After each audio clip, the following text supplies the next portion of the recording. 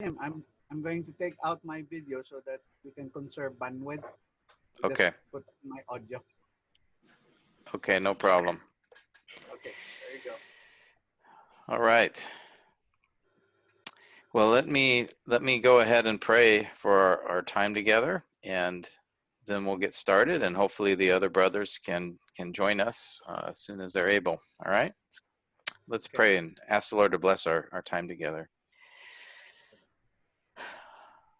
Lord, we do thank you for your kindness and your grace. And Lord, that you even bring situations such as the one we are facing now in our lives for your good purposes. And we, Lord, trust you, and Lord, understand we need to grow in our trust of you as well. So please give us greater faith and help us, Lord, to be um, sources of comfort and encouragement to those around us, Lord, and especially those who don't know you, that we could express the hope that we have and that we do not need to fear, Lord, what is to come, because we know you. And even as David said, that even though he walked through the valley of the shadow of death, he feared no evil because you were with him. So Lord, I ask you would encourage us with those words. And Lord, I ask too that you would bless our time together now as we study your word and look at narratives. And Lord, please give us insight and just allow, Lord, everyone's Zoom to not go out. I pray, Lord, that the power outage would not be an issue, that everyone's battery would last long enough, and Lord, that the internet signal would be strong. Father, please allow for these things so that we could have a productive time together in your word. And we pray this in Christ's name. Amen. Amen. All right. Hey, Amen. Brother Noor. It's good to see your face. All right. Jamie, how are you? Doing good? All right. Ms. Garzon, how are you? I'm fine, Pastor Tim. Good to see you. Okay. Well, let me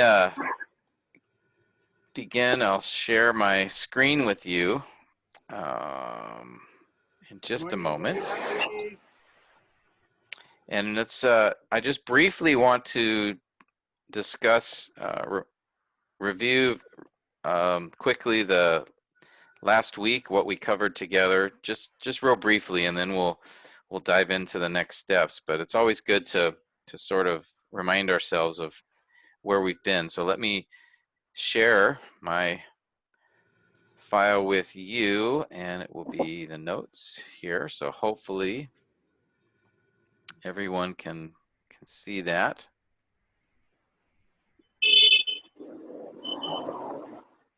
All right, let me fix this screen as well so I can see everybody. There we go.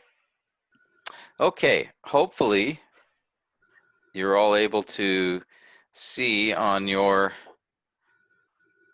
screen here the you guys, are you able to see my Word document there? The question, what do the first 3 steps of the exegetical process focus on? Yeah. You guys have that on your computer? Yeah, we got it. You see it? Okay, good. Something's strange on my computer, so it's hard to tell. Okay. And again, we just remember the first 3 steps, their focus is on the book, right? We talked about that a lot last week. Just the first 3 steps in the process, we want to really understand. Oops, I'm getting some feedback.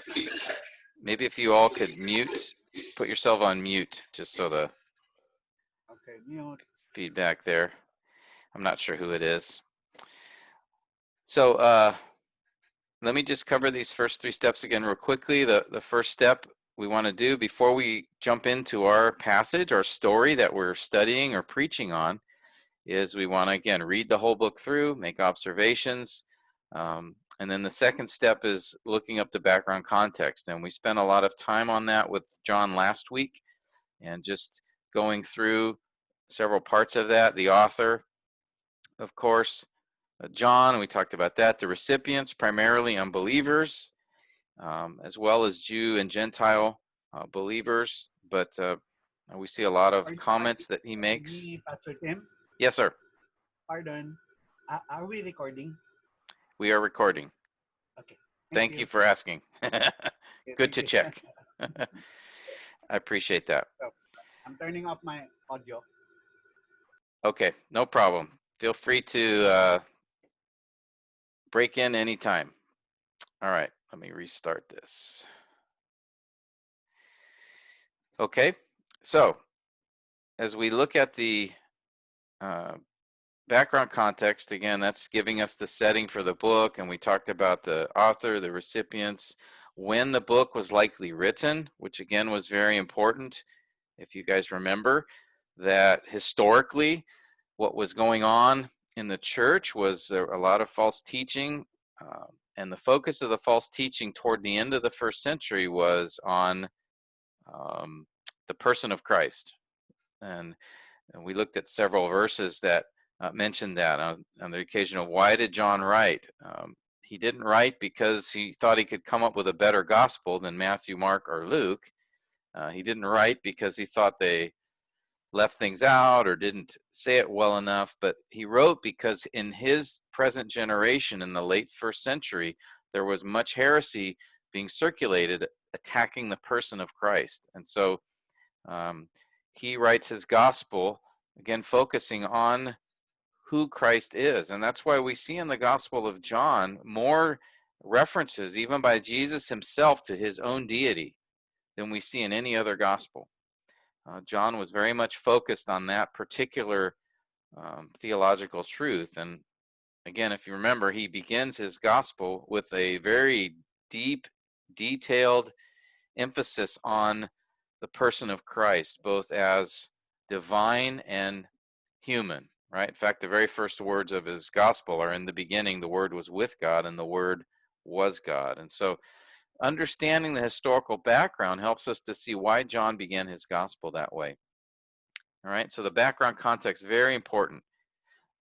Following that, we had the literary context, and that is basically the author's flow of thought and his purpose for writing. And again, we talked about this as well. I only put here on the notes the first few chapters because the chapter we're going to focus on is chapter 4. But notice there I highlighted a couple of things. There I highlighted two particular stories. Each of these, and let me do this. Let me make this a bullet point so that you can see. Each of these bullet points represents one story in John. Actually, the first bullet point isn't really a story, right? It's that theological statement that he makes. And then the first story begins in verse 19 of chapter 1.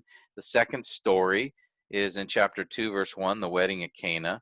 The third story was when Jesus clears out the temple. The fourth story is his dialogue with Nicodemus, and so on. You see that. So these are all stories, true events that happened in the life of Christ that John put together in this particular sequence. Okay, so we need to take note of that.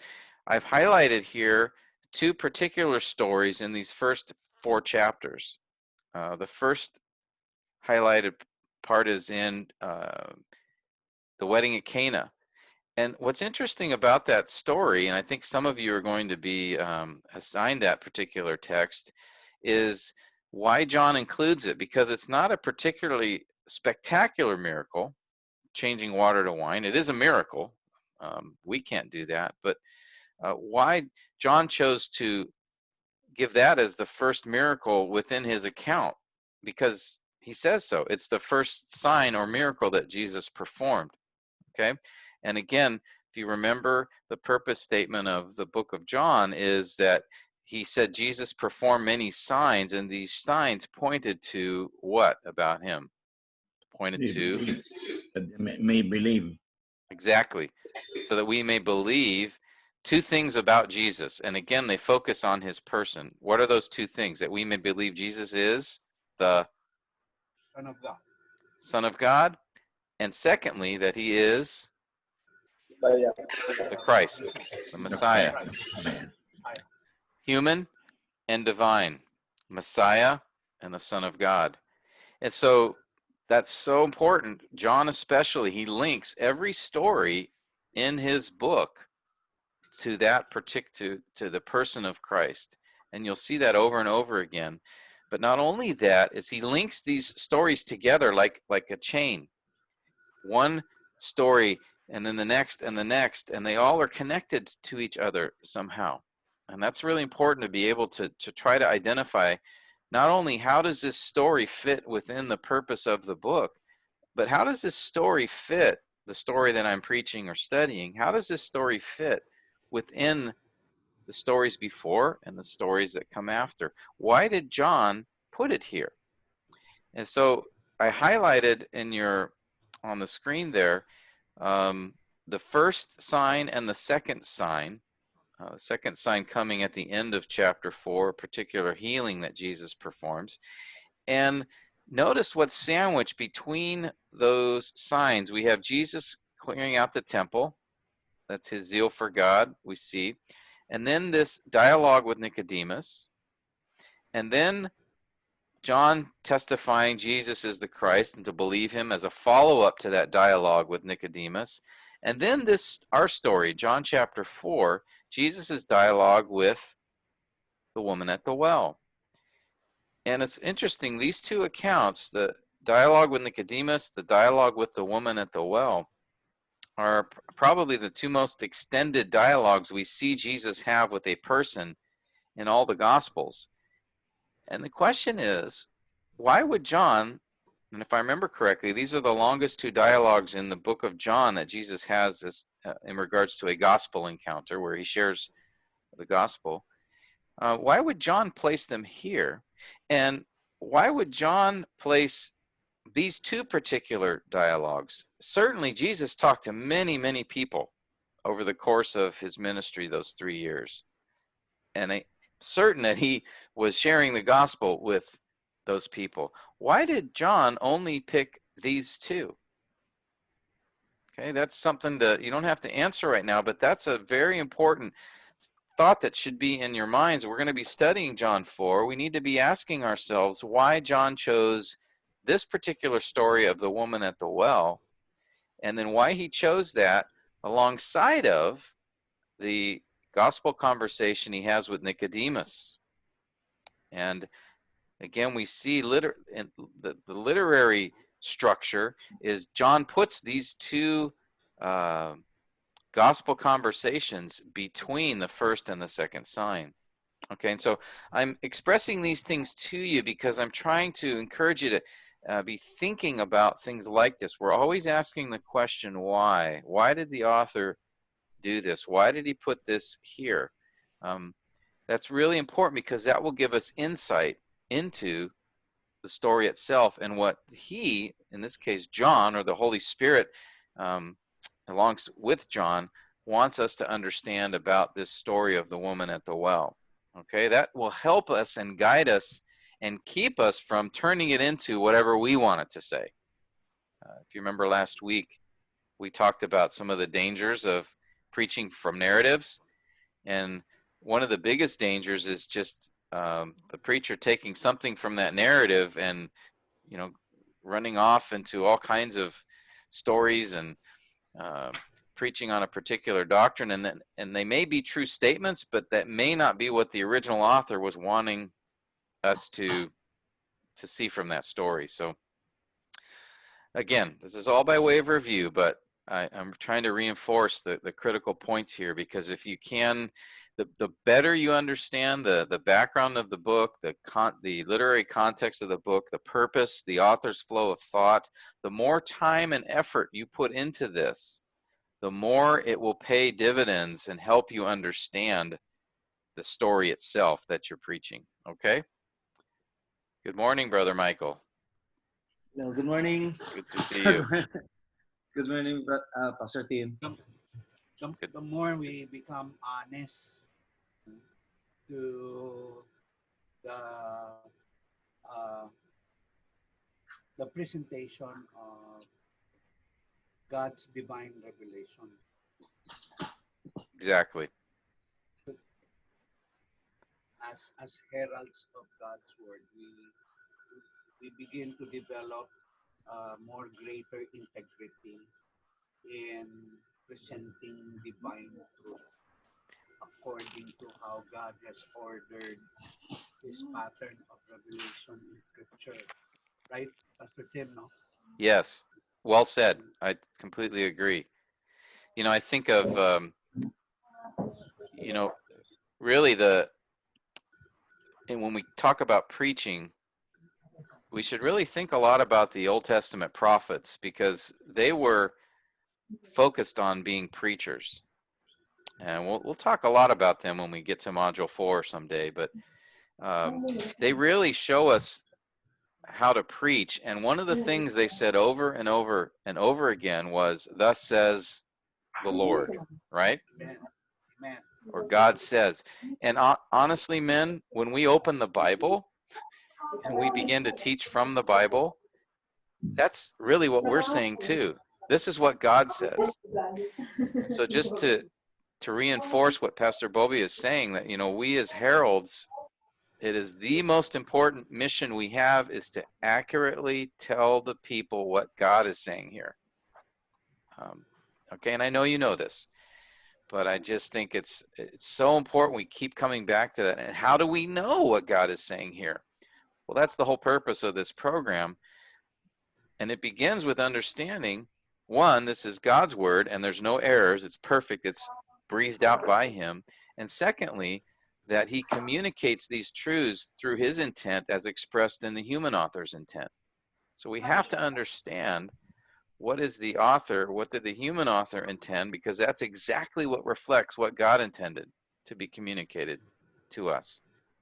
And so we have to do our work at getting to the author's intent, what he wanted to say, not what we want him to say, or not what we think our people need to hear, but first, what did the author say?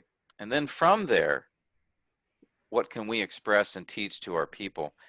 And stories are a particularly challenging part of Scripture, because, you know, in an epistle, it's just plainly said. Maybe the doctrine is difficult, but we can see there's a flow of thought, there's a logical process, that they're didactic passages, right? The epistles are meant to teach, to instruct, to give commands. And so it's easy to preach those. But stories aren't given in that way. There's a message in the story, a doctrinal truth, but it's expressed in the form of a story. So then we need to understand, well, how is a story structured, and how does an author communicate his point through the story? Okay, so that's the purpose of this module, is to go through those steps, which will help expose what the author is trying to teach us through his story. Okay, any thoughts or questions on that before we go forward? If I may add a little more, as you were explaining, Pastor Tim. Yes, please. That phrase, "lost in translation," just came into my heart, into my mind. That if we don't do this, then God's intended meaning for any passage in the Bible gets lost in translation, and the bad thing is, it happens through us. It happens through me. I think that's the worst thing that could happen. Now, I'm supposed to be a spokesperson for God, and I lose his message in translation. So just that thought. Yeah, I appreciate that. That's it kind of reminds me of those in the war, those guys that would carry messages. Uh-huh. you know, and they're usually critical to the battle, or many men's lives are at stake if this message is not delivered. And I think of, you know, what if these guys just get sidetracked or become distracted and they don't deliver the message? You know, it had serious consequences. And so I think what I hear you saying, Pastor Bobby, is it's the same kind of thing. The lost in translation, it would be like one of those messengers losing the message. And who suffers from that? You know, the people will. And so we've seen church after church and many believers so impacted by bad preaching. And I remember I grew up at a church, and in my past when I was younger, and just really not very good teaching, and it led to a lot of problems in people's lives. And so the more faithful we are to preach the message, and the Spirit works through that, and He empowers the truth which He inspired, and through that impacts men and women, boys and girls. So I know I'm preaching to the choir, brothers. I know all of you would agree with this. Just want to reinforce the importance that we have, and why this is. I'm so thankful you guys are taking this time to really dig, because I know this is not easy. Some of these steps that we're doing are maybe foreign to you, or you haven't done before, and so it's difficult. I understand that. It's hard for me, and so I'm so thankful you're trying to be diligent and want to know, so you can be faithful to preach the word as God intended it to be preached. So I appreciate that, and I appreciate you taking the time to listen to me go on and on here. So let's go back to the passage, or to the notes. We've been talking about identifying how the story you are studying fits into the author's flow of thought. And so as we think about John 4, and let me just go back to this part of it, and the woman at the well, I think it's important to consider, okay, he places this story alongside another gospel dialogue with Nicodemus between the first and second miracles. And it's, I think, helpful to think about, okay, in the author's flow of thought here, he's presenting these two accounts. Maybe we should think a little bit about how these two people compare with each other. There's something to be seen here. We brought it up briefly last week, but as you think about Nicodemus and think about the woman at the well, how do these two people compare with each other? What are some differences? What are some similarities? What do you guys think? They are the extremes, the extreme up and the extreme low. They're the extremes. How are they the extremes? Nicodemus, the ruler, and the woman, the outcast. Yeah. Yeah, from a Jewish perspective, in the hierarchy, or the structure of their society, where would Nicodemus be in regards to how people in his culture viewed him? At the top, in the middle, at the bottom? Where would he be? At the top. Very top, At the right? top. Pharisee. Yeah. It says he was a leader, which Extreme means top. extreme top. He was. Yeah. He was called. Jesus called him the teacher of Israel. He was a Pharisee. He was part of the Sanhedrin. Yeah. Spiritual and political leader. Yes. Very good. Right? So he's at the top. This woman at the well, what does she have going for her? Again, as far as from the Jewish mindset, how The you mentioned outcast. she's an outcast. In what ways? First, They were the he's a mestizo. Samaritan. They were the hybrid.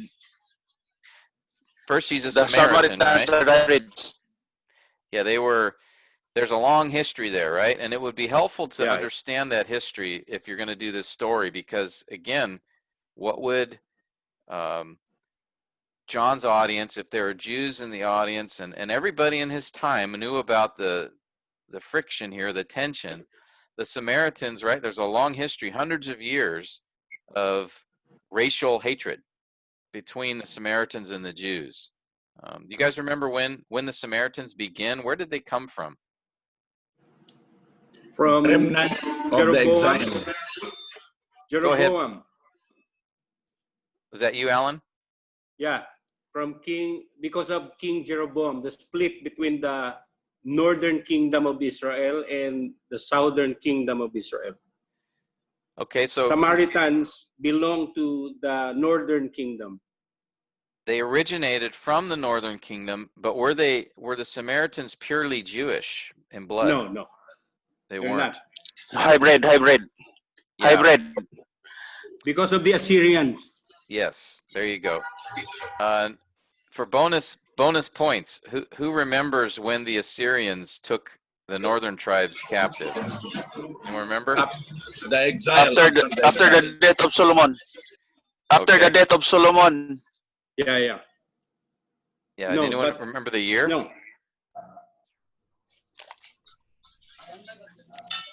It's okay if you don't remember. 722 BC. That's a key year to remember. That was the year that the 10 northern tribes were attacked by the Assyrians, and the Assyrians had a policy in that time which was rather ingenious. They would spread the conquered peoples all over their empire. So they would take many people out of their homeland and spread them in many different places, and they would bring others from other countries into that conquered land. And so basically people would lose their national identity. And so what happened in the northern part of Israel, particularly in that north central part, is many foreigners were brought in, and many of the Jews were taken out by the Assyrians, so that what ended up happening was intermarriage. And so the Samaritans became sort of a mixture of Jewish blood and other Gentiles. And so they were perceived as, a derogatory way. They were called half-breeds, dogs, the Jews would call them at times. And if you remember, after the Babylonian exile, which was when the southern part of Israel was taken into captivity in Babylon, you remember when they went back to rebuild the temple, these Samaritans, what did they do? The Samaritans that were in the land at the time. They pestered the builders from exile. Yeah, there were tensions there, right? They seem to be the natives in Israel. Yes. Yeah, we read in Ezra, for example, that the Samaritans offered to help, and they really weren't wanting to help, were they? So the Jews said, no, thank you. Builders. And so then the Samaritans tried to block them from building the temple. And then later under Nehemiah, the Samaritans tried to keep them from building Jerusalem. Okay. And so there's this tension and fighting between them. And in fact, in between from Malachi after Malachi and before Jesus, around 125 BC, John Hyrcanus, who was one of the leaders in Israel, this is 125, he tore down a temple that the Samaritans had built on Mount Gerizim. The Samaritans built a temple where they could go and worship their religion, which Yahweh was a part of it, but also it included other Gentile pagan religions. The Jews actually went into Samaria about 125 years before Christ was born, and they tore down their temple. And so the Samaritans did not appreciate that. So again, this carried on. So this woman, and this will be all part of what you'd be studying for the background context of this story, because we would see the word Samaritan in the story. We would need to dig into this and understand the history. The Zondervan Pictorial Encyclopedia is a helpful resource for something like this. Usually you can get some good Tom Constable's notes. I think he has some discussion of this a little bit as well. So you have this Jesus now meeting with a Samaritan. who the Jews did not like the Samaritans did not like the Jews. What else with this woman was a strike against her in that society, in that culture? Adulterer. Yes, we find out in the story that she was living with a man who wasn't her husband. So again, be thinking about Nicodemus, this righteous in their eyes, Pharisee, leader, holy man, and here we have this Samaritan who's also an immoral Samaritan. And not only that, what else is against her as far as in that culture? She's a woman. She's a woman. And why was that an issue or a problem in that culture?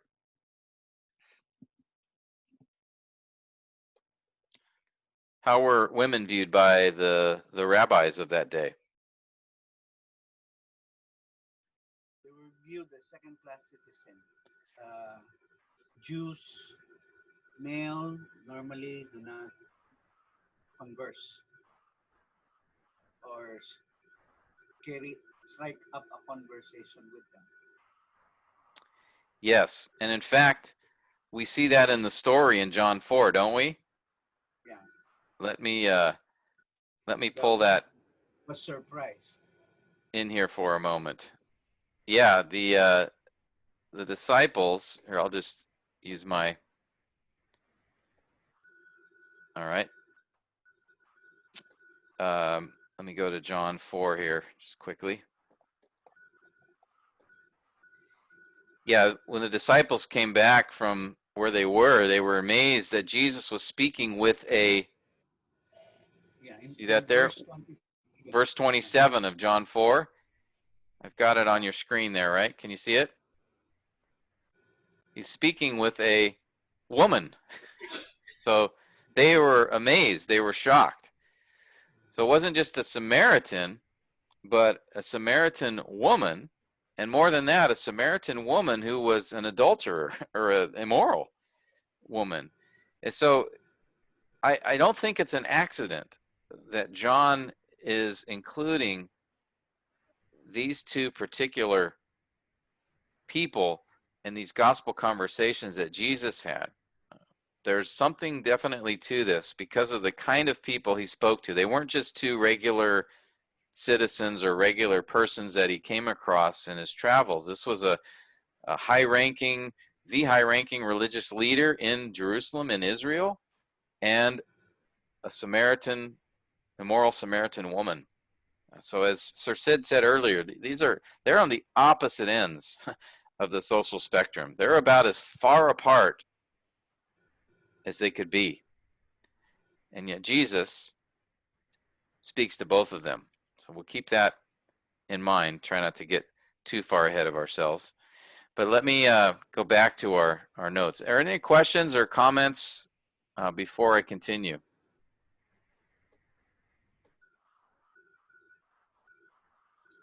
Keep going, you're still with me? I don't hear snoring, so that's good. But I guess you're all muted, so I wouldn't hear snoring anyway. Okay. So we've already talked about the key purpose of the book. That is what John gives it to us directly, as we've already mentioned. So that's helpful. A lot of authors don't do that, but thankfully John did. Okay, so the first three steps, focus on the book as a whole. First step, read and observe the book. Second step, identify, find the background context to the book. Third step, identify the author's flow of thought or the literary context. Try to understand each story that he's put in there and how they connect together. All right? Once you've done that, you have a pretty good idea of the book as a whole. Now we're ready to dive in to our specific passage that we're studying. So that is the fourth step in the exegetical process is we call it the narrative analysis. Okay, narrative analysis.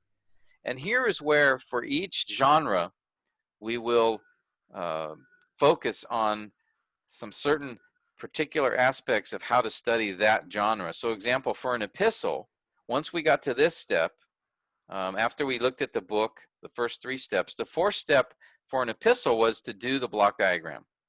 We would go into the specific paragraph that we were preaching from and do that block diagramming that you so know and love, right? Everybody loved the block diagramming, right? Yeah, your favorite, I know. Now in the narratives, we do something a little different. We don't block diagram a narrative. You might block diagram or structural diagram a few verses in the narrative, and we'll talk about that a little later. But we don't diagram the entire narrative because it's in the form of a story, and so it wouldn't be helpful really to do that. All right, but instead we focus on elements of a story.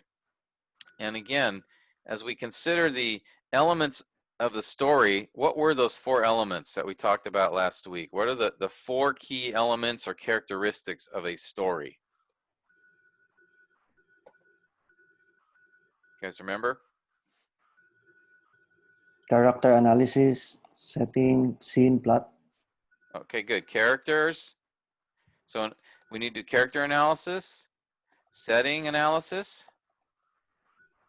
What was the, Michael, you said the Scene. other one? Scene. And then lastly? And plot analysis. Plot. Plot analysis. Okay. So these all encompass, all 4 of these are the steps within the narrative analysis. This is how we're going to dig into and analyze the story. Again, because our goal is to find what did the original author intend to communicate through this story. And these are the 4 particular types of analysis we're going to do to uncover what he's trying to show us, okay? And so the narrative analysis essentially follows these 4 we do these 4 particular steps, these 4 analyses. So what I'd like to do now is we'll focus on the first one, the character analysis. And in your teacher's manual, in your syllabus, in your class notes, on page 12, I show you the 4 steps to the character analysis, all right? And those go as follows. All right, the first is to read and observe. So step 1, let me get this correct, is to read through the story. In this case, John 4, to read through several times and then make observations of that story. And this is what we did together last week. You guys remember? And I sent out the observations that I had. But this is now we're trying to get familiar with the story. So we read through it several times. I would suggest reading different translations. Again, just as we talked about last week. So you get, not only you're getting familiar with the story, but you read from different translations. That'll help you to keep your attention, and also maybe show sometimes a different translation may have translate a word a certain particular way that may help give you some insight. But read through the story several times, make observations. Again, that's what we did last week. All right, so we won't do that again here. We will read through the story again just to get us back into it. But before we do that, let's consider the next step in the character analysis, and that is to identify each of the key characters. And this is where, remember from last week, we had the protagonist, the antagonist, the foil or foils, and then we could also include the narrator here. And then finally, of course, God. But what we want to do is look at the story and identify those 3 characters. Okay? Who's the protagonist? Who's the main character, perhaps the hero, the key character? The antagonist is the one who sort of introduces conflict or tension or a problem. And then the foils, as we discussed last week, or those characters that are put into the story, that are part of the story, to provide a contrast or a comparison to protagonist or the antagonist or both. Okay? All right.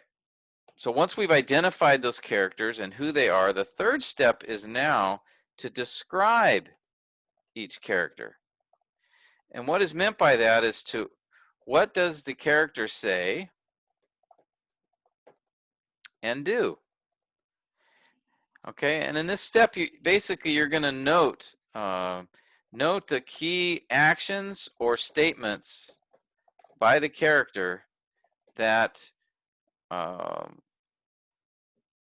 seem important in the story. Let me just put it that way. Okay, and we'll do this with John so you can see what I'm talking about. But this is where we now focus on each character within the story, and we're not just naming, okay, this is the protagonist and this character is the antagonist and here are the foils and this, the narrator, of course, the author. We're not just identifying them and then that's it. We also want to talk about, okay, what do we see, what does the protagonist say in this story that seems important? What is the author trying to show us through what the protagonist says or does? And how about the antagonist? How about the foils? Okay, so these are, what we're doing now is digging into the characters a little more. We don't just say, okay, this story shows Abraham's the key character. Well, what does Abraham say in this story? What does he do in this story that seems significant or important? Okay. Mr. Tim, Yes, sir. So when we do a character study of each, well, as you said, the protagonist and the antagonist, uh, we draw spiritual insight from the data we are getting from there, right? So it's not just uh, relating to who they were, as a matter of fact, but what spiritual significance do they represent? That's what you're trying to tell us, right? I would say at this part of the study process, certainly you can note anything you think is significant in that way, but I would be careful, try not to read too much into it yet. I would just focus on, right now we're just trying to understand these characters and how they may help us understand the point of the story. And so so at this stage, it's just the priority is just the objectivity of the data. yes, and again, you're certainly, anytime you want, this is your study, you can certainly note if you see something that seems very significant as far as a spiritual truth or something like that. But we're not yet diving into it that deep as far as the spiritual significance in the story. We're just trying to understand what is the point of this story from the author. And then later we may come back and see, okay, so that when the character said this, that was really a key doctrinal truth that undergirds this entire story.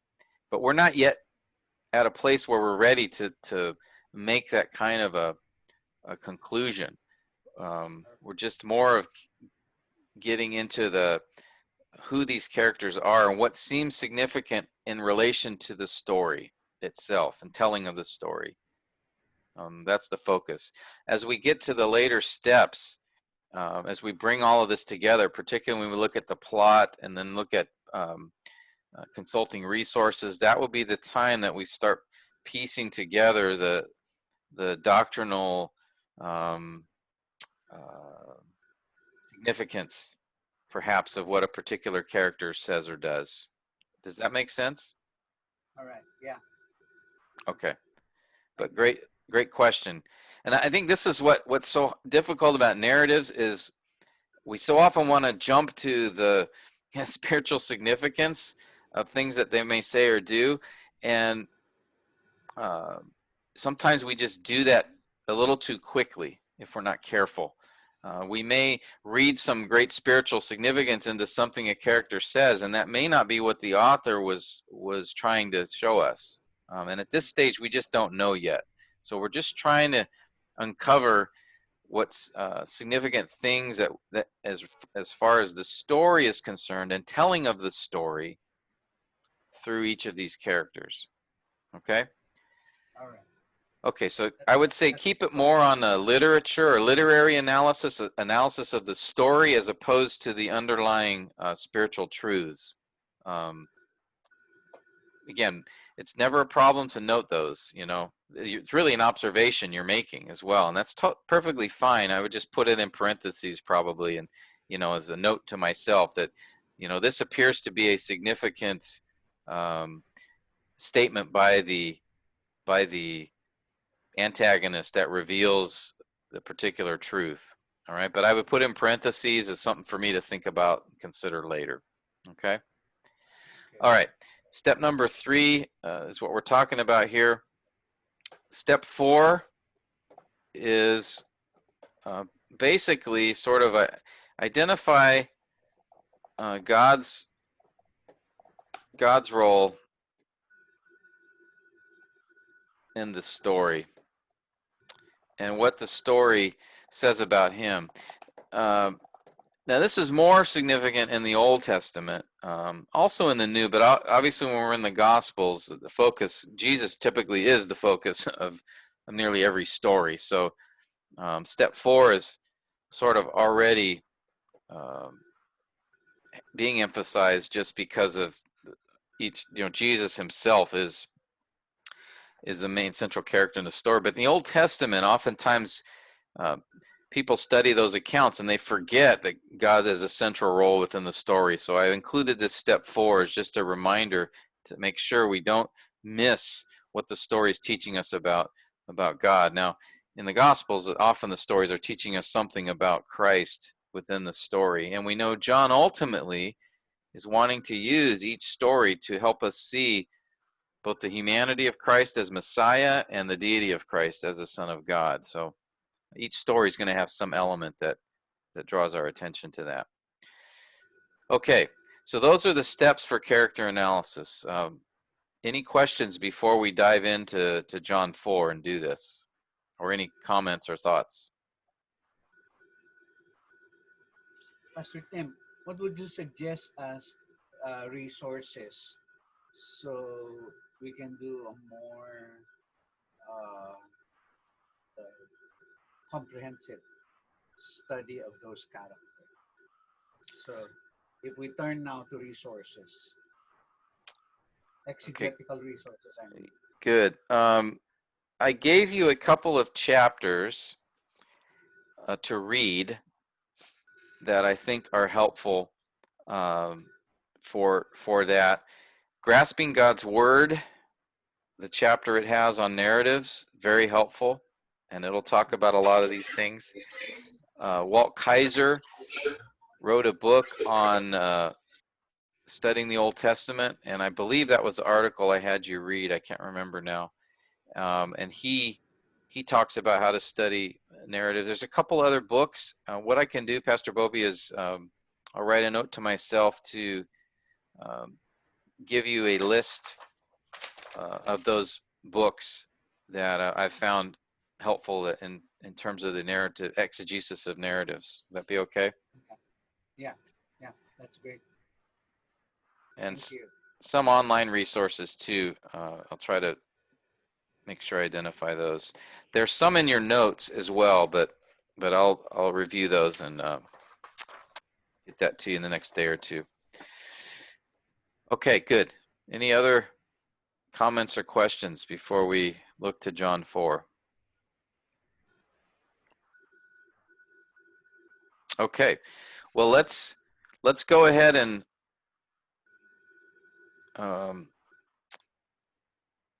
read the passage again. I put it in these 6-verse blocks, a block of 6 verses each. So if we could go around, let me increase the size a little bit. Let's see. Why don't we start with Escarzon? Can you read verses 1 through 6? And then Jamie, can you read verses 7 through 12? And Anselmo, can you read 13 through 18? Michael, 19 through 24. Brother Allen, 25 through 30. Brother Noor, 31 through 36. Brother Sid, 37 through 42. Okay.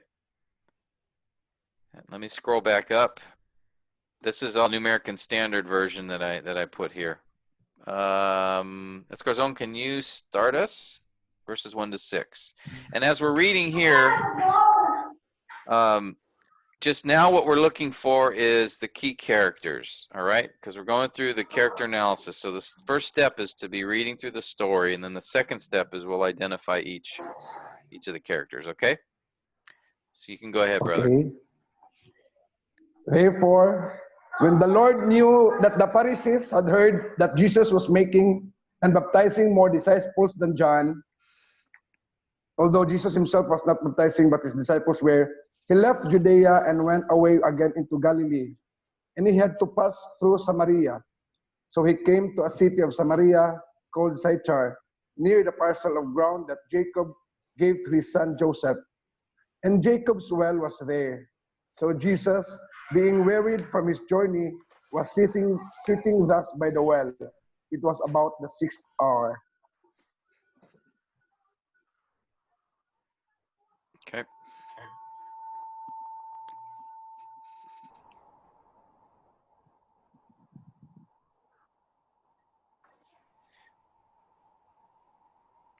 Jamie, can you read that, or are you having trouble with audio? You don't have audio? Okay, so should I have Pastor Bobby read it then? Beginning in verse what? Verse 7. Okay, verse 7. It says here. Sorry. Where is that? Okay. On the screen, ano? Yeah, I've got it on the screen if you need it. Okay. Let me just read from my Bible. Sure, no problem. There came a woman of Samaria to draw water. Jesus said to her, "Give me a drink," for his disciples had gone away into the city to buy food. Therefore, the Samaritan woman said to him, "How is it that you, being a Jew, ask me for a drink? Jews have no dealings with Samaritans." Jesus answered and said to her, "If you knew the gift of God and who it is who says to you, 'Give me a drink,' you would have asked him, and he would have given you living water." Not as far as I read. I read. Through verse 12, please. Through verse 7. I'm sorry. She said to him, "Sir, you have nothing to draw with, and the well is deep. Where then do you get that living water? You are not greater than our father Jacob, are you, who gave us the well and drank of it himself and his sons and his cattle?" Okay, verse 13. Verse 13 to verse 18. 18. Jesus answered and said to her, Everyone who drinks of this water will thirst again, but whoever drinks of the water that I will give him shall never thirst. But the water that I will give him will become in him a well of water springing up to eternal life. The woman said to him, Sir, give me this water, so I will not be thirsty, nor come all the way here to draw. He said to her, Go, call your husband and come here. The woman answered and said, I have no husband. Jesus said to her, You have correctly said, I have no husband. For you have had 5 husbands, and the one whom you now have is not your husband. This you have said truly. Okay, verse 19. Okay, verse 19. Um, the woman said to him, Sir, I perceive that you are a prophet. Our fathers worshipped in this mountain, and you people say that in Jerusalem is the place where men ought to worship. Jesus said to her, Woman, believe me, an hour is coming when neither in this mountain nor in Jerusalem will you worship the Father. You worship what you do not know. We worship what we know, for salvation is from the Jews. But an hour is coming, and now is, when the true worshippers will worship the Father in spirit and in truth. For such people, the Father seeks to be his worshippers. God is spirit, and those who worship him must worship in spirit and truth. The woman said to him, I Oh, know the Messiah is coming. we'll stop there. I think Okay. Brother Allen's picking it up there. 25. Yeah. Thanks, Michael. The woman said to him, I know that Messiah is coming, he who is called Christ. When that one comes, he will declare all things to us. Jesus said to her, I who speak to you am he. At this point, his disciples came, and they were amazed that he had been speaking with a woman.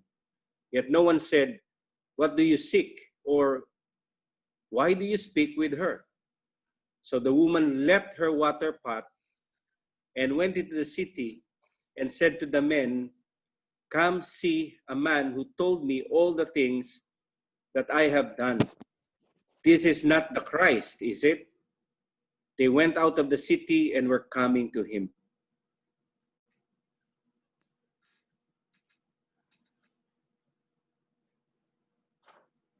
Thirty-one. 31 through 36. Let's scroll up, please. Thank you. Meanwhile, the disciples were urging him, saying, Rabbi, eat. But he said to them, I have food to eat that you do not know about. The disciples were saying to one another, No one brought him food, anything to eat, he said. Did he? Jesus said to them, My food is to do the will of him who sent me and to accomplish his work. Do you not say, There are yet 4 months, and then comes the harvest? Behold, I say to you, lift up your eyes and look on the fields. They are white for harvest.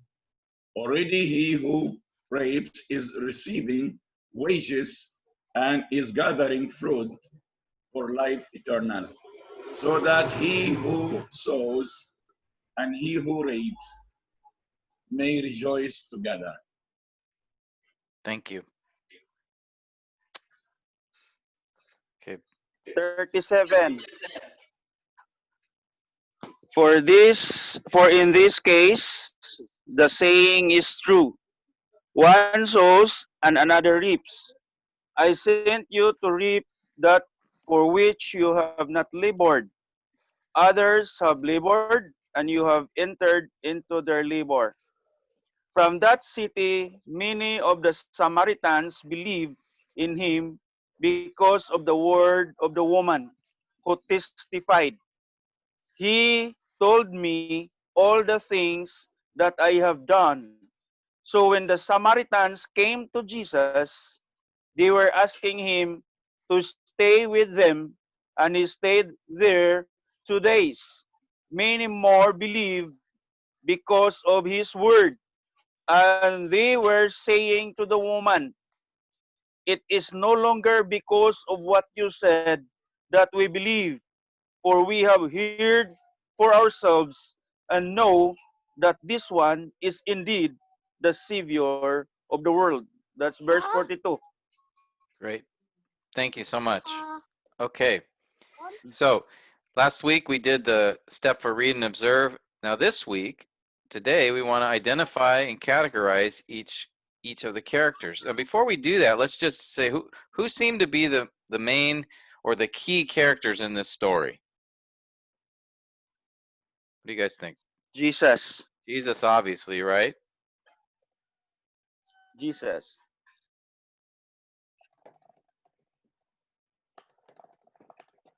Okay. Jesus, anyone else? It's a key character. Samaritan woman. The woman, obviously, right? And notice her name's never given, interestingly. She's often just called the woman or the Samaritan woman. But she's very prominent, significant in the story, right? Anyone else that's in this story that seems to have some significance? Disciples. The disciples? Anyone else?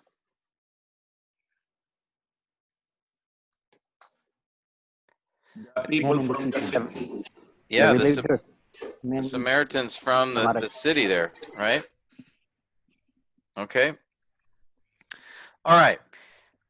So these are the key characters. Now, as we think about identifying them and categorizing them, again, what we mean by that is the protagonist, the antagonist, foil, or the foils, all right? So as we think about who would we see as the protagonist, the main character, the hero of this story, the focus? What do you guys think? It's going to be the same person as in almost every one of John's stories, right? Jesus. Jesus, right? I know it's an easy answer, okay? Jesus, right? Now, he's central. He's the lead character, the main character. Now, how do we figure out who's the antagonist here? Sorry, I misspelled that. What do you guys think? The woman. Okay, we have the woman at the well. Possibility. That would seem to be Disciples. the person. What's that? Disciples? Yeah. Yeah. Okay, Disciples. possibly the disciples. This is, I think, this story brings up an interesting point for us to consider. In identifying the antagonist, what we're trying to do is basically identify who's the person or the people in the story that present the problem, that create the tension, conflict. And some may say, well, the Samaritan woman is, but as we go through the story, we really have to ask, is she the one causing the problem? What is the problem in this story? Sorry, the Pharisees? Yeah, what's the problem in the story? I think Anselmo's onto something. Is the problem the woman? Is she creating a problem for Jesus? The unbelievers. No, sir.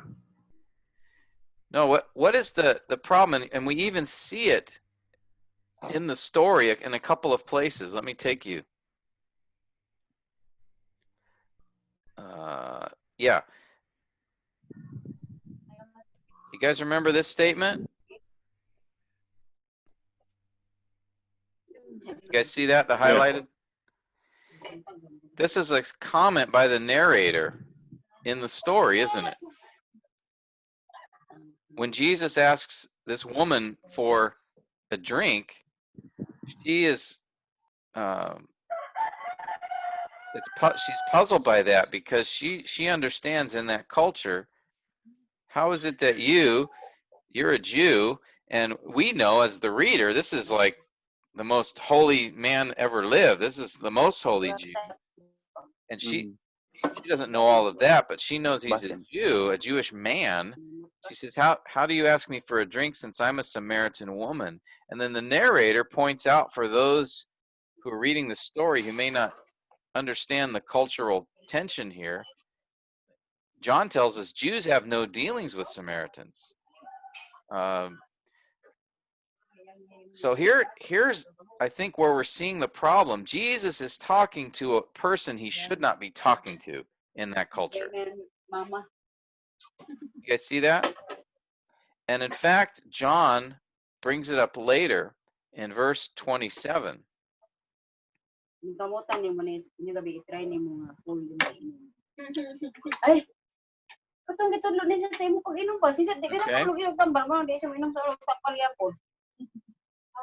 Someone might need to mute. I think we're getting another conversation here.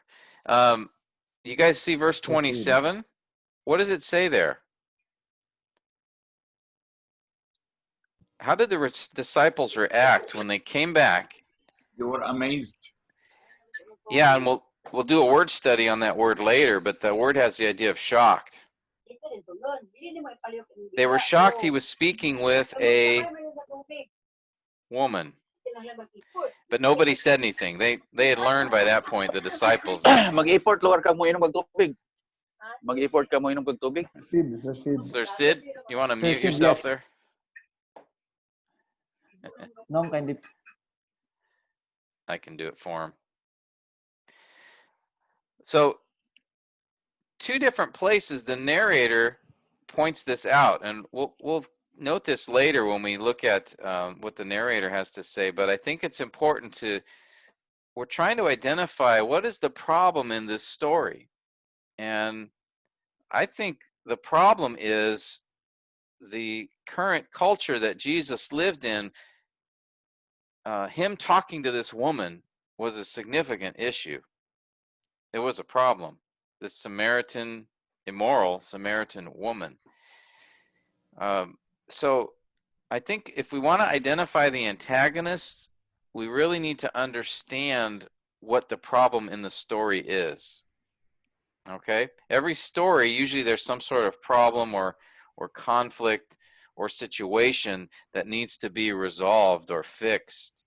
And so in this particular story, I think the problem is that Jesus is speaking to a person that in his culture he should not be speaking to.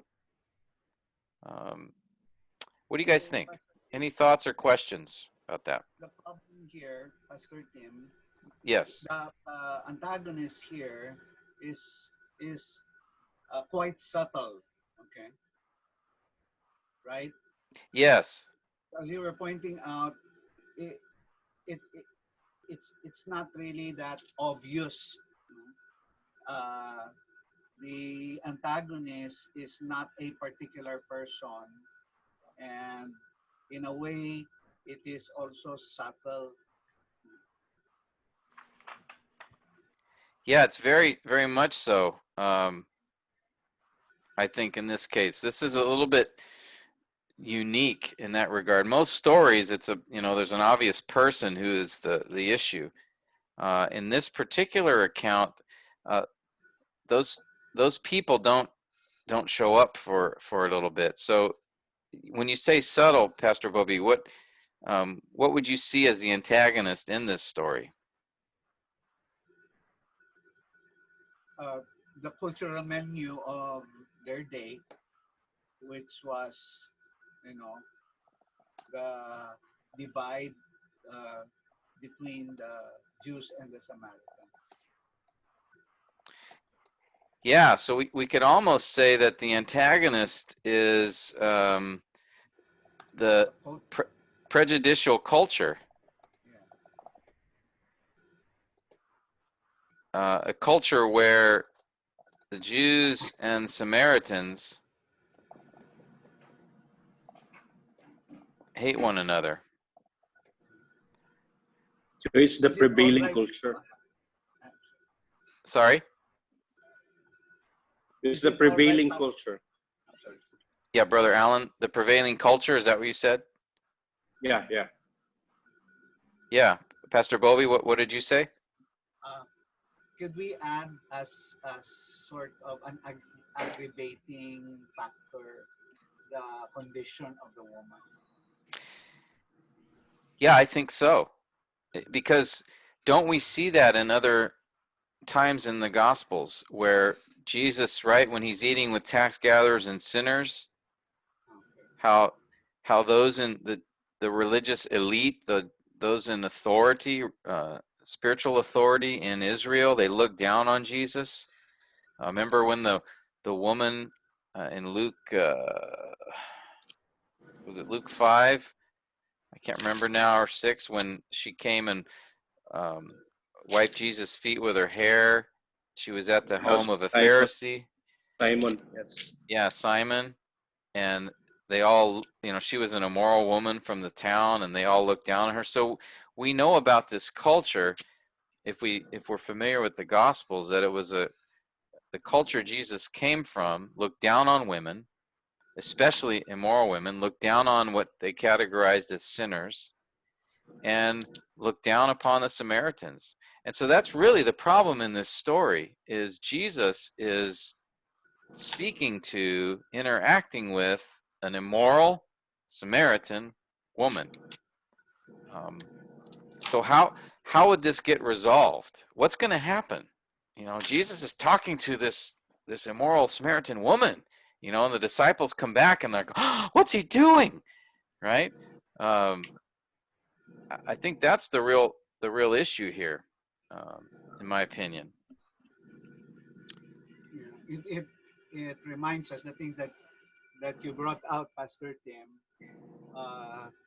calls to our attention the importance of analysis, to really exercise, objectivity in our analysis of the narrative, most especially in identifying those key characters. I think so. And this story is a little bit more challenging than most in trying to do that. But in every story, we want to really work at identifying what we think is the problem in the story, and that will point us to the antagonist. And in this story, I would see it's the culture, the prejudicial culture that Jesus lived in, from both sides, from the Jews and from the Samaritans. Yeah. And that's what makes very interesting how the disciples responded when they came and they saw Jesus, and how the Samaritan people in the village responded. Do you remember what they did in the story?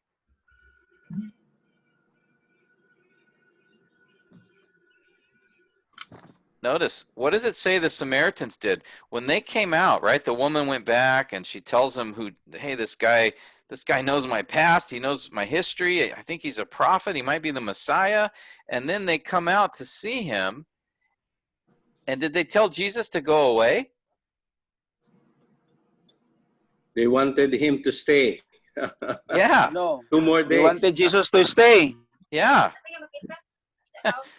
So, and I bring this up because I think as we consider the foils in the story, there's two groups here. I think the disciples are one. How do they react to this whole situation, this problem of Jesus talking with this woman? Right? They are shocked. Right? In contrast to Jesus. To the Samaritan. To Jesus, yes. But also, yeah, the Samaritans, they are welcoming. Right? What the disciples, you would think it actually should have been the other way around. The disciples should have been the ones saying, wow, look at Jesus. He's talking to this woman, and what a great thing. He's sharing about, the gospel with her. Instead, they're like, what's he doing? Why is he talking to her? But the Samaritans, right, they come out and they want Jesus to stay with them. This Jewish man, they invite him to stay, and then he actually stays.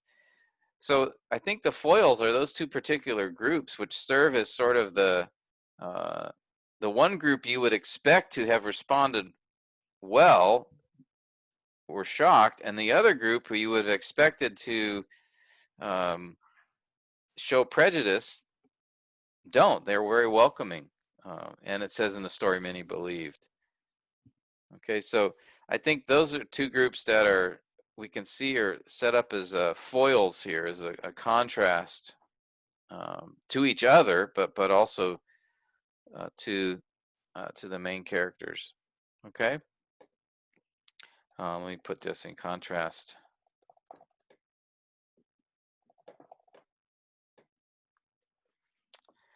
Okay, so, and then of course we have the narrator here, but now as we go to, this is, let me get us to step number 3. So step number 2 is we're just simply, step number 2, we're identifying the key characters and their roles. Okay, and that's what we just did. In step number 3 now, we want to take it deeper, as we talked about before. Now we want to consider, okay, what are some things here as we look at each character. What are key things they say? Again, key, let's put it here, key dialogue and key actions.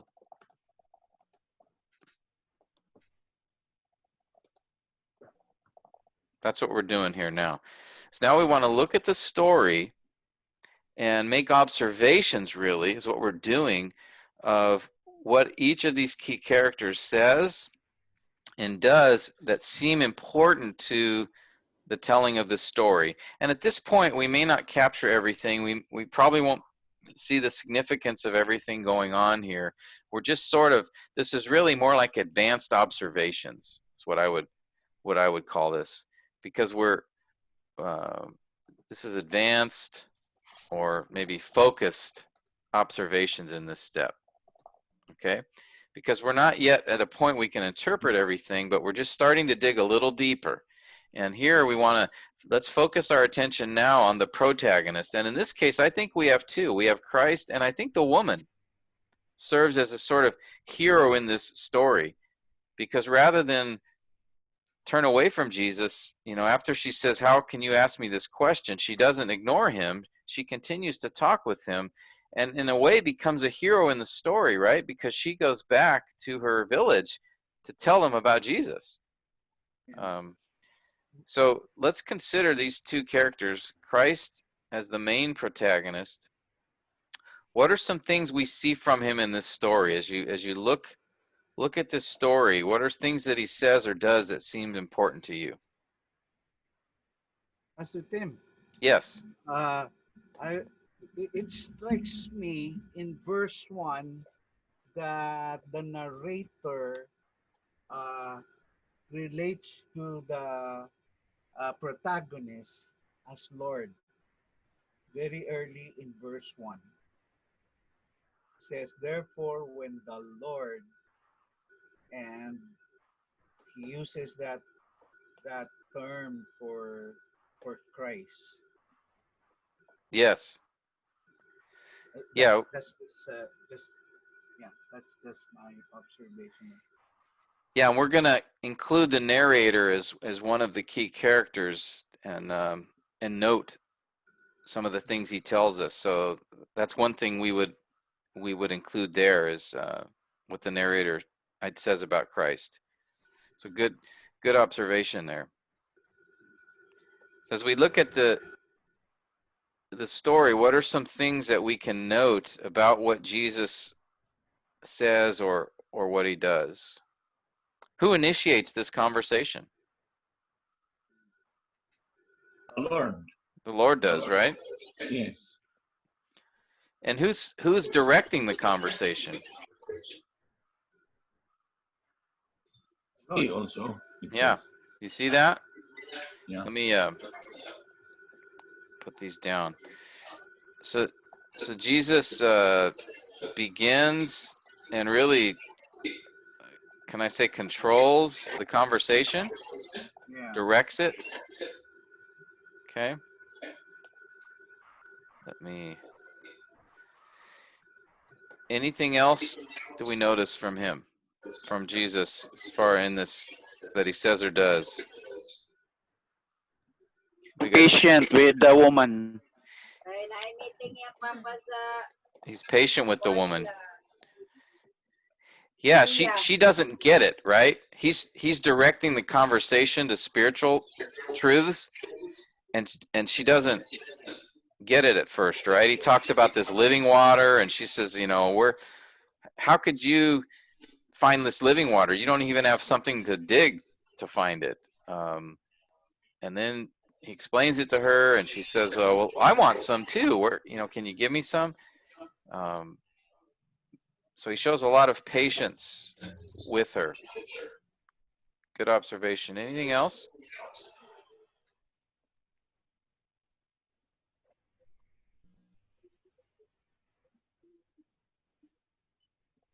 The Lord focused on what he's pointing out about himself. He focused on, say again? On himself, that he is the Messiah. That's what he's, from the beginning, he tried to draw her that point. Yeah, he wants her to see this, right? Yes. Good. Yeah, we learned pretty early in this conversation, Jesus, his goal here isn't just to get a drink of water, is it? I mean, he's using circumstances, as he often did, to direct the conversation. I'll say to spiritual realities or truths. In fact, doesn't he do that with the disciples later when they came back with food, and he says, I have, how did he word that? I have food to drink. I have food to eat that you do not know about. Yeah, I have food to eat that you do not know about. Right? And then the disciples they're not getting it. They say, no one brought them something to eat, did they? And then Jesus, again, he's speaking on a spiritual level. So he often did this, and he does this with the woman at the well, right? Okay, anything else? So He's maybe just evangelizing. to restate what you were saying, Pastor Tim, the protagonist, Jesus, was always intentional with what he's doing. You never find him without intent, without clear intent. In whatever circumstances, whatever situation you find him in, there was clear purpose, there was clear intent always with him. Yes. Man of purpose, right? We know, he came.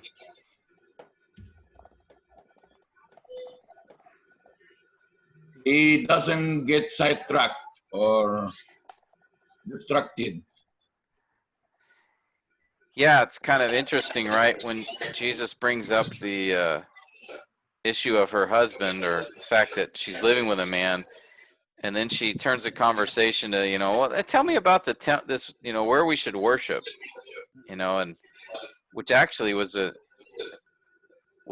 something she needed to hear, what Jesus had to say. So he keeps focusing on what this woman needs to hear, so that she could come to understand who he really was, right? Yeah. Okay, good. Anything else what would you say is Christ's focus through this story? He's evangelizing. Yeah. What's his concern? He said, I'm giving the living water. For The lost soul of the woman. He's confronting the woman. His The lost concern soul of the woman. is her soul and the souls of the Samaritans. The Samaritans. Right? Yeah. You see that at the end of the story? If I could scroll back up here. Verse 39. Yeah. Many of the Samaritans believed, and up above here, right, he tells the disciples, the fields are white for harvest. I mean, The culmination of the story. yes, his focus is the salvation of these people. Okay, and so all that you guys are saying is exactly right. He's focused, he's intentional, he controls the conversation, he's directing her, he's not being distracted, because his primary focus is that this woman and those from her village would come to understand who he really is. Okay? So that's a lot of what we see in him as a protagonist. Now, if we identify the woman, I mean, she, like I said, I don't see her as the antagonist, but she's obviously a very important character in this story. So in a way, she does function almost like a second protagonist in some ways, a second and key and important character. What are some things that we notice about her? What are some key actions or dialogue that what are some key things that she says or does?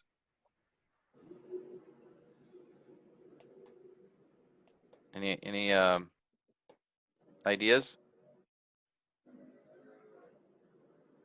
Would you allow She me was to a listener. share? Say, Escarzon, what was that? She was a listener. Yeah, she didn't. She was open to talking with Jesus, wasn't she?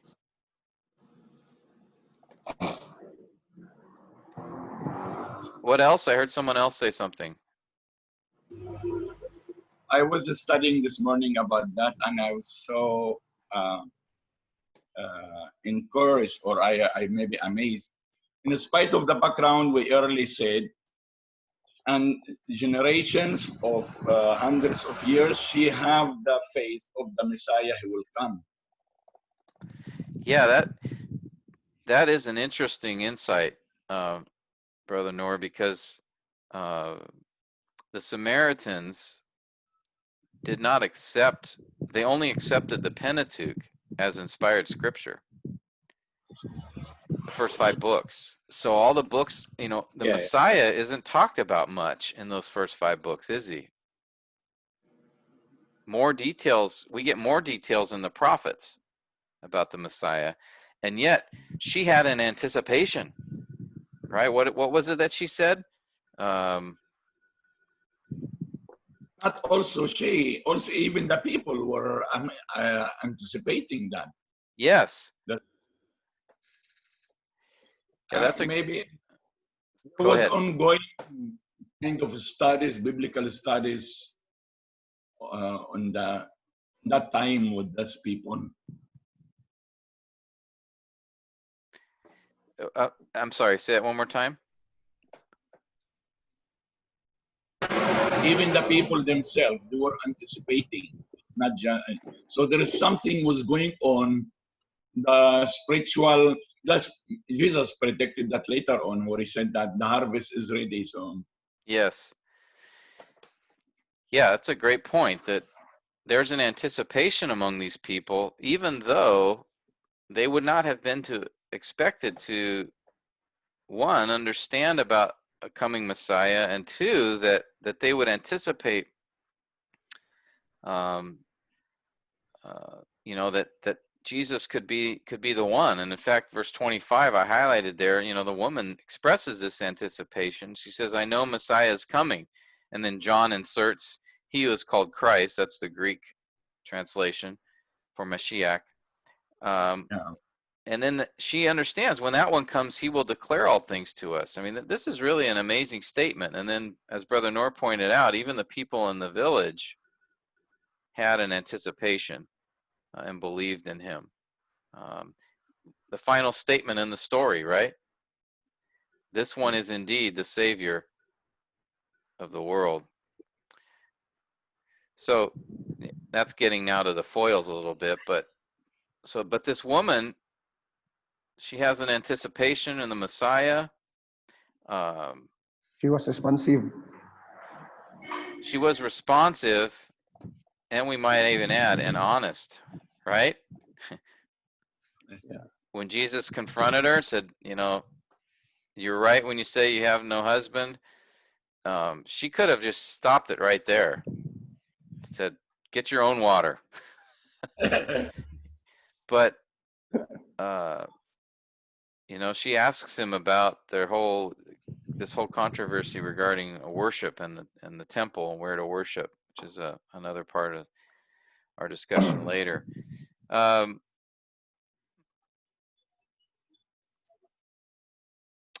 Anything else? How, at the beginning of the conversation, how would you see her? Was she open or hesitant, or as we look back and see what she says at the beginning of their conversation? Well,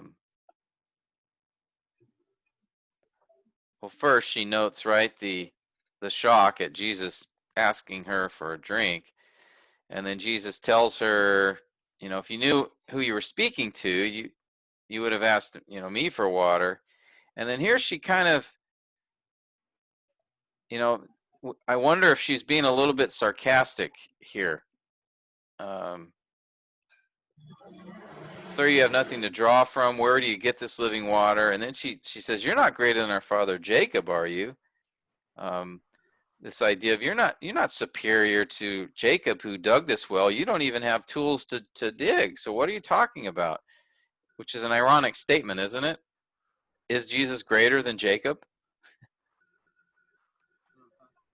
Obviously he is, right? So some irony there. But at first, she's not only not understanding Jesus, but maybe she's a little bit, I don't know if sarcastic is too strong of a word, but she's... She was coming up. She was coming from her ignorance of who Jesus really was. Yeah. So she's suspicious a little bit. Yeah, that's correct. Okay. Um, um, Yeah, go ahead. it seems the Samaritan woman was, in spite of her condition, her spiritual condition, she was very sensitive to spiritual things. She had curiosity. She had, because she took the opportunity to ask those spiritual things and things about the faith. But when she detected that Jesus was a prophet, Jesus was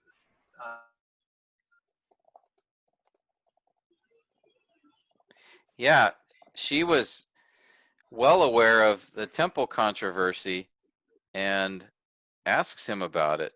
She wasn't just some dumb, ignorant person who was not thinking about these things. And so, yeah, I think that's a great insight.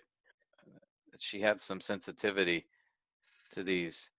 And we're beginning to see maybe a little bit that interesting statement the narrator makes early in the narrative when he says Jesus had to go to Samaria. I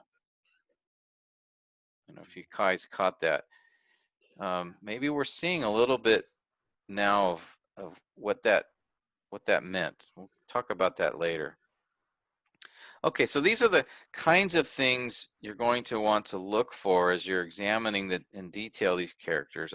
I will send you what I put together for this in a day or two so you can see specifically how I addressed it. Let's move on to the antagonist here.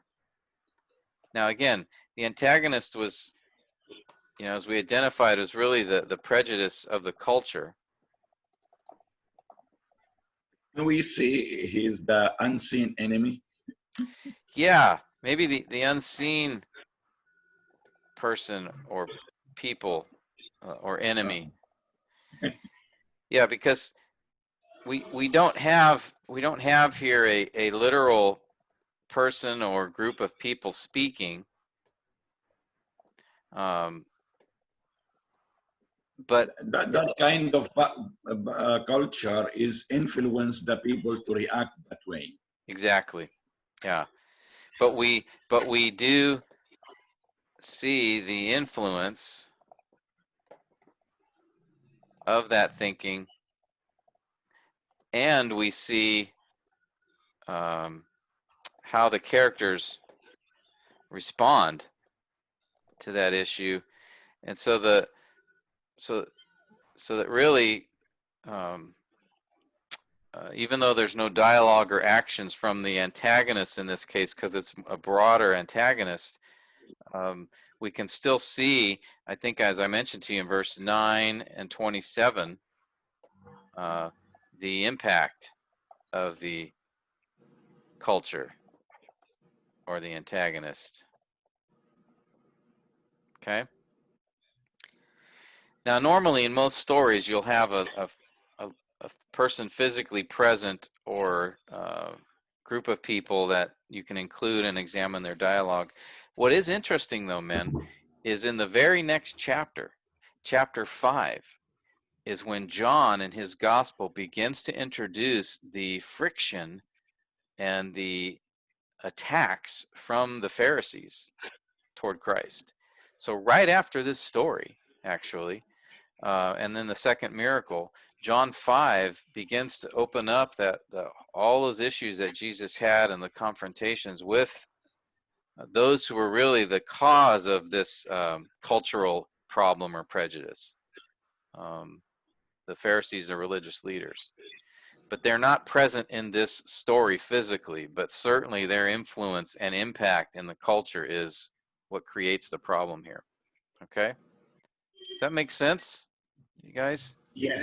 Still with Yeah, me? yeah, yeah. Okay. Okay. The foils, we've already actually already discussed them a little bit, but we had the two groups. We had the disciples, and then we had the Samaritans from the village. What key actions or statements do we see from the disciples? Do you remember in verse 27? They are shocked, right? Yeah. To see him talking with the woman. And we also see in their dialogue, right, when they offer Jesus something to eat and he says, I have food that you don't know of, they're not thinking about eternal things, are they, or spiritual matters. They're just still thinking, well, where did he get that food? Did somebody give him some food? They had no clue Jesus was talking about spiritual matters, right? So they were focused on the physical. Pastor Tim, Yes. it's interesting to note also that no one of them stayed with Jesus. Everybody went to get food. Yeah. Sometimes you wonder why everybody went to get food. Was everybody hungry and nobody even bothered to say that I'm staying with the Lord? Like, Yeah, I was trying to go back up to that verse. Let me see. Yeah, in verse 8, right? It just says the disciples had gone away into the city to buy food, and we don't know if Jesus just sent them. He probably did. But we don't know for sure. The story doesn't say, but it appears Jesus probably wanted to have this particular conversation with the woman before they got there. And I think it can make sense as you look in the story, because when the disciples do come back and they're surprised and they're thinking on a physical level, Jesus is trying to get them to see the bigger picture, isn't he? yeah. Could We'll it be talk about, possible that the sovereignty of God really cleared the scene of yes, them? I think so. I think that's a good observation. And here we can see again, verses 35 and on, he's trying to get them, notice the word eternal there. He's trying to get them to see beyond just earthly things. Okay? And we'll have to talk more about that next week as as our time's getting close here, let's just make a few more observations of the foils here. Do you guys see anything else from them? The disciples were sort of representing culture and how they reacted. I mean, they didn't usher Jesus away from the woman, but certainly they were surprised, even shocked to see him in this conversation, but nobody said anything, right? They just sort of, well, okay, let's offer him some food. But they really represented some of the cultural bias and prejudices there. But the Samaritans, by contrast, we've already talked about them a little bit, but what are some key things they say or do in this story?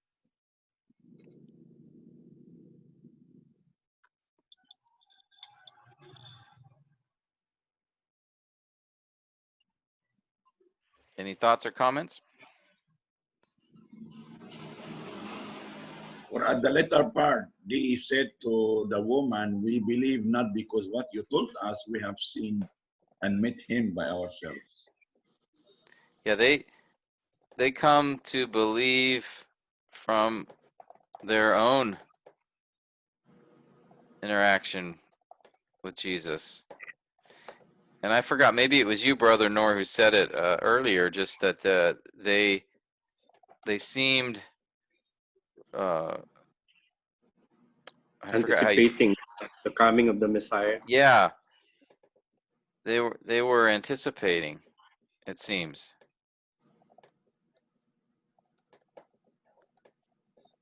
And then remember they invited Jesus to stay with them. Yes. You know, not a normal request in that culture. They seem prepared for the Messiah. Yeah, seem anticipating. They seem prepared based on their response. And what they said also. Yeah. Good. Good. Let's see. Anything else? Another interesting contrast, it says there many believed, right? But if we look at outside of this story and just the rest of the people of Israel, among all the Jews, do many of the Jews end up coming to believe in him while he is in his ministry? Say contrast. Yeah. They almost are a contrast to the Jews during Jesus's ministry. And in fact, like I said, the next chapter introduces conflicts with the Pharisees. So the Samaritans really are, again, serve as sort of a contrast to the cultural anticipation or expectation. Okay, let's just finish up with some comments from the narrator, and then we'll let you guys go. The narrator's another key character in the story. What are some comments that the narrator makes? Most of this story is dialogue, right? After the first 6 verses are an introduction, but then verses 7 through 25 is mostly dialogue. And then even in the verses after that, there's only a few comments the narrator makes. Much of the story is talking. So as we look back and see what are some important comments the narrator makes in the story that you guys see.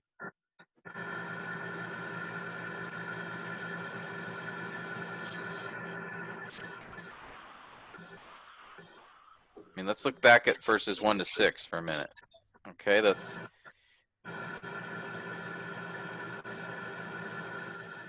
A while back, I said the narrator called Jesus Lord. Yeah. Capital L, yeah. Lord. Okay, good. So he again. Very, very early on, he was really presenting Jesus as the Son of God, as God Himself. Yep. So good insight. And then also we see the humanity. The narrator notes Jesus was tired, right? He was wearied from his journey. Yeah.